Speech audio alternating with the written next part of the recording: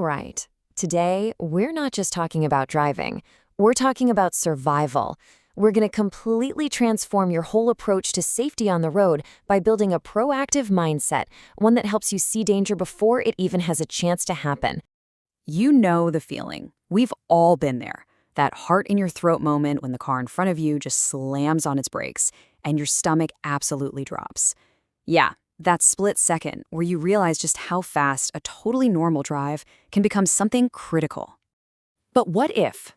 What if you could get ahead of that moment? What if you could actually see it coming? Well, that's exactly what we're digging into.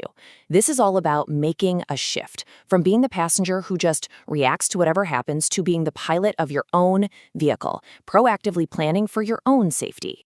So here's the absolute key. That life-saving swerve you make, that's not luck, not at all. It comes from a mind that is constantly looking ahead, always forecasting what's next, and spotting potential trouble before it ever fully forms.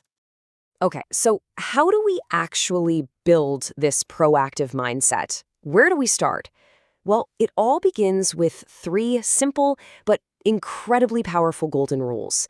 Think of these as the foundation for this whole new way of looking at the road. See, these 3 rules, they build on each other. It's a progressive thought pattern.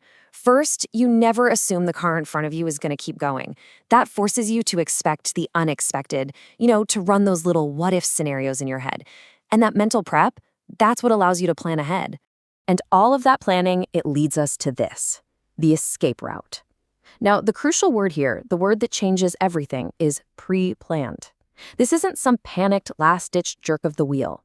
An escape route is a decision you've already made, a path you've already considered, long before you ever need it. So we've got the why down, now let's get into the how. How do we put this into practice every single time we get behind the wheel? Well, these are your core tools for planning that escape. It really all starts with situational awareness. Constantly scanning, checking your mirrors, knowing what's around you. From there, you build a safety bubble for yourself, you position your car in the lane to give you the most options, you actively look for your outs, and you manage the single biggest factor in any situation, your speed. Let's talk a little more about that safety bubble. The magic number you've got to remember is 3 seconds. That is the absolute bare minimum following distance you should have between you and the car in front. The easy way to check? Pick a sign or a post up ahead. The second their back bumper passes it, you start counting 1,000, 2, 1,000, 3, 1,000. If you pass that same spot before you finish counting, you're way too close. But here's the thing that a lot of people totally miss. That 3-second gap, it isn't really for your car's brakes, it's for your brain. It's the buffer you need to see a hazard, process what it is, decide what to do, and then finally act. It's like you're literally building a little time machine for your future self. And of course, speed. Speed is the great amplifier of danger. It's wild, but the faster you go, your peripheral vision literally shrinks into what they call tunnel vision. You see less, you have way less time to react, and you need a heck of a lot more road to stop. Speed doesn't just get you there faster, it shrinks your world and it steals your options. Okay, so this brings up the ultimate what-if question, right? You've done everything right. You're scanning, you've got your 3-second buffer, you've picked out your escape route to the shoulder, and then bam, somebody swerves right into it. It's gone. Now what? This is that moment of truth. Your plan A has just vanished into thin air. The single most important first step here is to fight every single instinct that's telling you to tense up, because panic is the one thing that will truly put you in danger. So here's the playbook. The number 1 rule, stay calm. Panic kills judgment. So instead, you immediately assess. Your eyes are scanning for a plan B. Is there another lane? Is the other shoulder clear? As you're scanning, you gently ease off the gas to reduce your speed. And you get on that horn or flash your lights. You make yourself seen and heard. Now, sometimes a sudden emergency move can actually cause the car to skid. There are 2 main types you should know. Understeer is when the car just wants to plow straight ahead, even though you're turning the wheel.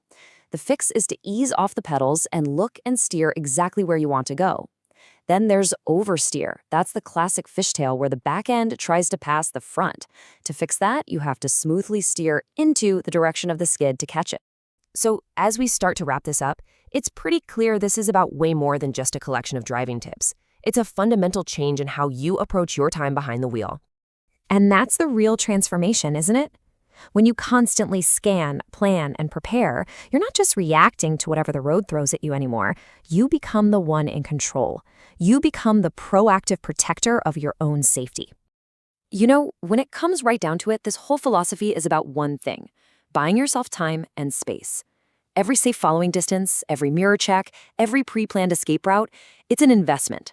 You're stocking up on the only currency that really matters in an emergency: the time to think and the space to act.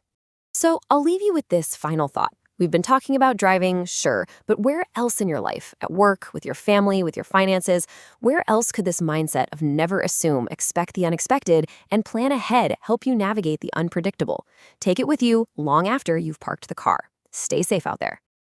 Please like, subscribe, and get notified.